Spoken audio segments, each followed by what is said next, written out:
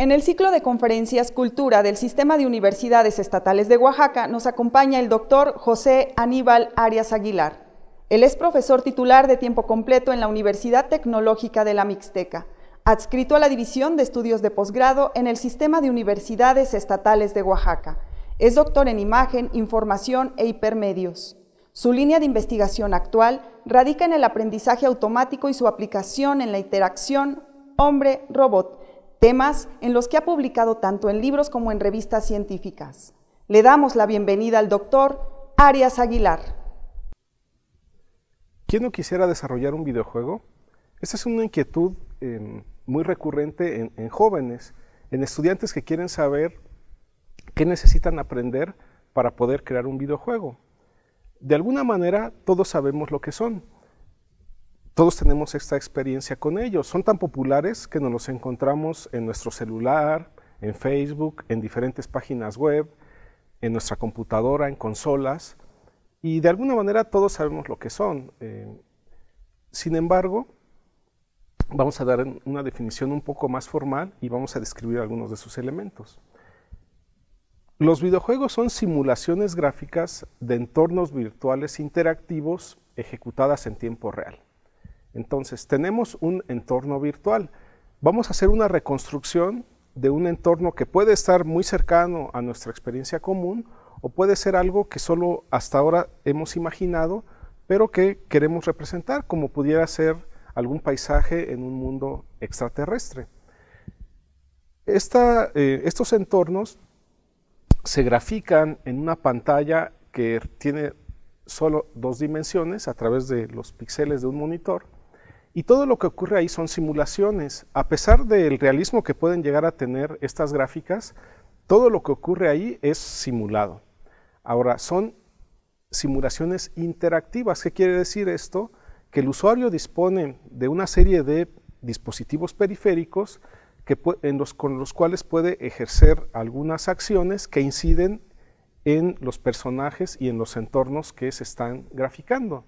Ahora, en tiempo real, estas gráficas se crean una tras otra y dan la impresión de estar animadas porque se hacen alrededor de 60, 100, 140 o hasta 200 imágenes por segundo.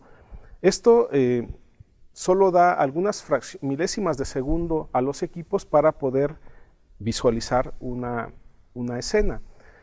Esto es muy diferente, a pesar de que es la misma tecnología con respecto a las películas hechas con animación por computadora.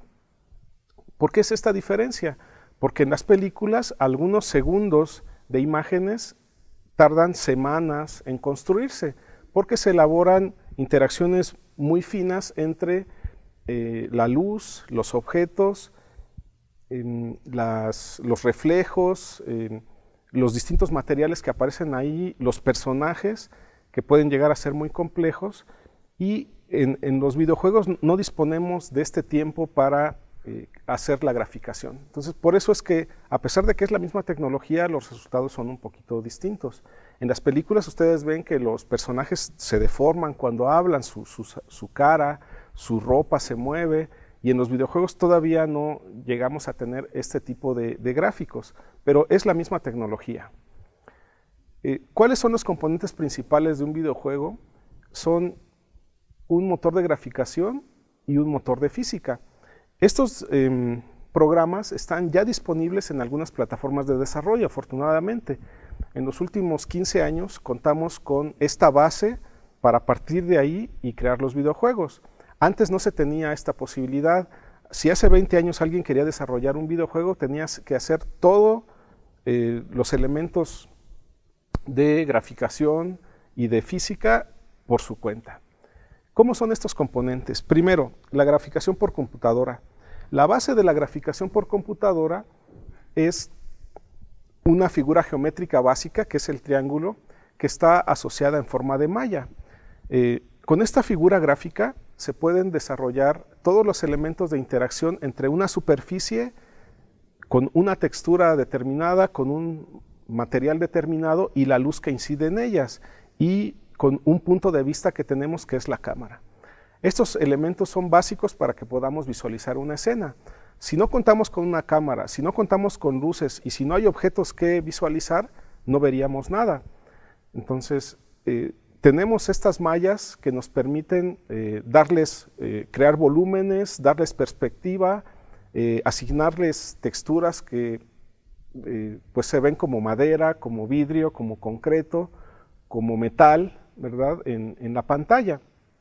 Entonces, estas mallas son la base de los modelos que vemos en las escenas, tanto del terreno como de los personajes, como de los elementos alrededor de ellos que complementan el escenario.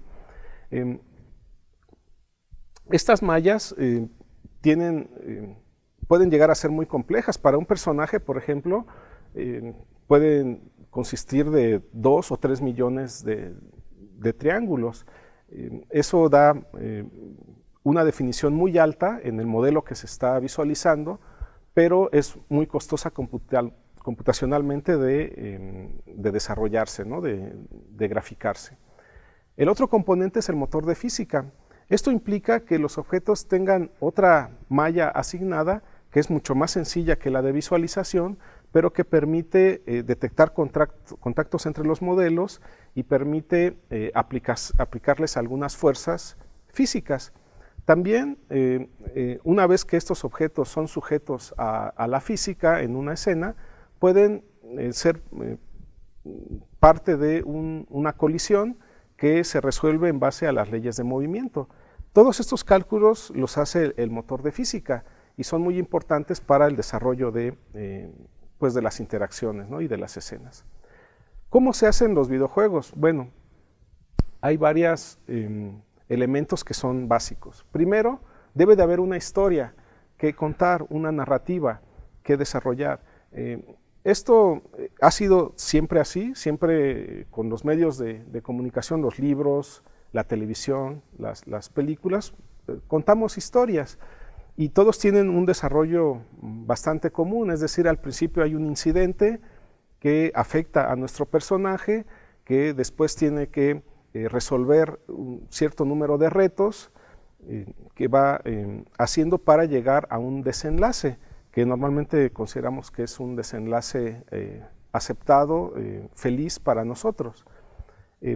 Estas historias son muy importantes y a veces crean imperios, es decir, un personaje como Mario Bros, como los personajes de Angry Birds, de un videojuego pasaron a ser personajes de películas, pasaron a ser mercancías y a crear emporios incluso económicos muy importantes como que consisten en parques de recreación y cosas así. Entonces, es muy importante la historia y los personajes principales. Otro aspecto importante es que hay que definir una mecánica de interacción. Es decir, ya dijimos que el usuario puede incidir en el desarrollo de la historia a través de algunas acciones que él ejecuta en estos dispositivos. A veces el oprimir un botón implica que pase algo en la escena, que el personaje corra, salte, dispare de un golpe, y esta relación entre lo que hace el usuario con los dispositivos de interacción y lo que ocurre en la pantalla es la mecánica del juego. Esto hay que definirlo también de inicio. Algo también que hay que considerar es que se requieren diferentes especialidades que vamos a mencionar a continuación, y una persona es muy complicado que pueda hacerlas todas.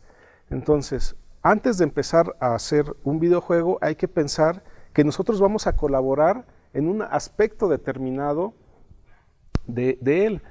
Ahorita vamos a decir las disciplinas necesarias, pero es imposible que una persona conozca todos los aspectos técnicos que se necesitan para crear un videojuego.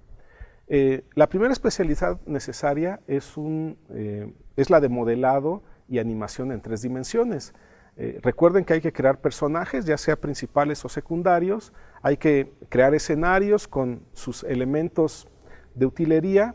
Si vamos a recrear una ciudad, pues ¿qué necesitamos? Necesitamos asfalto, necesitamos edificios, luces, señales de tráfico, y así, si queremos hacer una escena del viejo oeste, pues también necesitamos casas de madera, caballos, sombreros y todos estos elementos de utilería del escenario. También es muy importante desarrollar efectos visuales. Ustedes han visto que en los videojuegos pues, hay explosiones, hay lluvia. Estos efectos se construyen con algunos denominados sistemas de partículas, que son muy complejos de desarrollar. Los personajes constan de una serie de animaciones para poder responder, ¿verdad?, a los retos que se les presentan, a las habilidades que necesitan, y esto también debe de preverse en el modelado y la animación. También se necesita diseño gráfico en 2 dimensiones. Ya vimos que estas mallas pueden tener texturas asociadas y esas texturas dar la impresión de ser tejido, de ser madera, de ser metal. Entonces esto se crea a través de imágenes en 2 dimensiones que se aplican a las mallas en 3 dimensiones, de los triángulos que finalmente son superficies en 2 dimensiones. Esto también es una especialidad que se necesita tener, no es tan fácil de desarrollar y pues es necesaria, ¿no? También todo lo que está sucediendo en la escena hay que comunicárselo de alguna manera al usuario. Si el personaje principal tiene algunas vidas, tiene poderes, tiene armas, todos estos elementos debemos de indicárselos a nuestro usuario, y esto se hace a través de interfaces que necesitan estos elementos gráficos en 2 dimensiones para poder ser visualizados, ¿no? El audio agrega una dimensión extra para la inmersión del jugador en la escena. Normalmente se necesitan música de fondo, se necesitan a veces algunos diálogos que se comunican a los personajes, también efectos de sonido. Ya dijimos, hay explosiones, hay lluvia, hay contactos, hay golpes, hay ruidos de motor, y todos estos efectos se crean por especialistas. Y creo que también algo muy importante es la programación. Si solo tenemos los modelos y la escena, pues entre ellos no ocurre nada, a menos que haya programas que empiecen a reflejar las acciones de los usuarios en los objetos que están en la escena. Entonces, realmente es a través de la programación que hacemos el desarrollo de la historia, la gestión de pasar de una escena a otra, en base a la programación, la comunicación entre jugadores en línea, a través de internet, ¿verdad? Incluso los videojuegos son un campo fértil para explorar algoritmos de inteligencia artificial. Finalmente, estos entornos virtuales son simplificaciones del mundo real. Entonces podemos entrenar robots, por ejemplo, algoritmos que finalmente se van a usar en robots para afinarlos, desarrollarlos en unos entornos controlados. Y también, incluso, pues a veces los enemigos del personaje principal, si tienen un comportamiento muy previsible, son aburridos. El usuario acaba por aprender su comportamiento y pues la interacción se vuelve aburrida, ¿no? Con esos elementos de inteligencia artificial, los personajes secundarios o los enemigos pueden aprender cómo se comporta cada jugador de manera específica y pueden reaccionar a él de manera más inteligente, ¿no?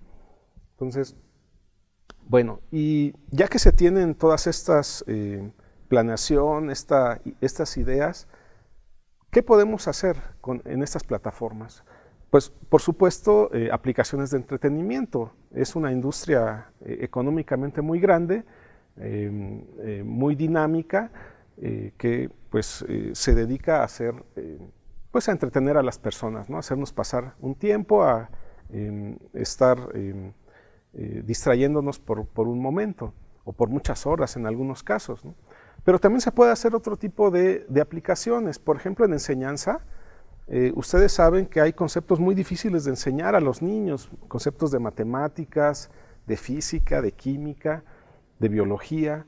Entonces, con estas animaciones, con estos entornos, con estos elementos gráficos, auditivos, podemos comunicar algunas ideas incluso llevar un registro del progreso de los estudiantes a través de la interacción que ejercen en la escena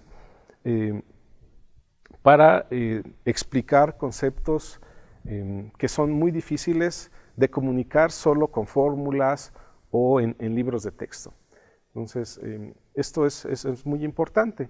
También podemos tener otro tipo de aplicaciones para, por ejemplo, entrenar ingenieros para que puedan desarmar un motor, desarmar una turbina, volverlo a armar sin poner en peligro su integridad. Podemos, a través de estas aplicaciones y de estos periféricos, enseñar a la gente a aprender tal vez a manejar, a pilotar un avión, un helicóptero, cuestiones que de otra manera serían muy difíciles de lograr por el acceso a estas máquinas. Pues podemos reconstruir los entornos y sus interfaces de usuario virtualmente, ¿no? También otro tipo de aplicaciones muy interesantes son los recorridos virtuales. Ustedes saben que ahorita con la pandemia pues todo está cerrado, pero los museos pueden poner a disposición con este tipo de desarrollos su patrimonio. Podemos también hacer viajes a Italia, a Francia, a visitar catedrales que han sido reconstruidas con esta tecnología. Podemos visitar zonas arqueológicas que de alguna manera, incluso en tiempos normales, no podemos acceder a algunos edificios ceremoniales porque son muy frágiles y no permiten que la gente accese a ellos porque se pueden dañar. Entonces se pueden reconstruir virtualmente y se pueden recorrer pues desde la comunidad de nuestra casa sin tener que desplazarnos. Otro tipo de aplicaciones que son muy comunes son en proyectos arquitectónicos. Los arquitectos pueden comunicar a sus futuros clientes cómo sería un proyecto inmobiliario, un auditorio, un estadio. Con estas aplicaciones se puede reconstruir esos inmuebles y el usuario los puede recorrer. Un posible comprador de una casa o de un departamento puede ver la configuración de los colores, de los pisos, cómo entra la luz en algunos cuartos, en la sala. Y esto de otra manera es muy difícil de comunicar. Los arquitectos normalmente hacen maquetas, visualizaciones, pero no es lo mismo, no se tiene la misma experiencia que al recorrerlas por uno mismo virtualmente. También hay empresas que ponen sus, por ejemplo, de autos, que nos permiten configurar un auto, ver cómo se ve por fuera y por dentro en base a este tipo de aplicaciones, en base a videojuegos. Podemos configurar un auto con un color, con unos accesorios específicos y ver cómo se vería, porque de otra manera, a veces en las agencias no se tienen todas las posibilidades o todos los modelos disponibles para que el usuario pueda verlos. Entonces se tiene una experiencia cercana a la real con este tipo de aplicaciones, ¿no? Para algunos estudiantes de medicina es muy importante poder revisar los componentes del cuerpo humano, incluso entrenarse en algunas patologías del cuerpo en base a estos modelos en tercera dimensión del cuerpo, de los diferentes sistemas, ¿verdad?, que tenemos. Y se puede llevar también un registro de su avance y pueden recibir explicaciones hechas por expertos o validadas por expertos de lo que están viendo al interior del cuerpo, ¿no? En psicología hay algunas fobias, algunos miedos irracionales que algunas personas tenemos, ya sea a las alturas, a algunos animales en particular, que pueden irse trabajando con este tipo de aplicaciones. También hay personas con discapacidad que necesitan rehabilitarse y pudieran entrar en contacto con estos escenarios para poder pues mejorar en algunas áreas, ¿no?, de su rehabilitación. Bueno, a manera de conclusión, ¿qué podemos decir? Que para desarrollar un videojuego se necesitan diferentes especialidades. También hay que hacer un trabajo de planeación muy importante, tener una historia de base, una idea a comunicar muy clara y afortunadamente contamos con plataformas de desarrollo que nos van a permitir contar con algunos elementos de base para poder desarrollar estas aplicaciones.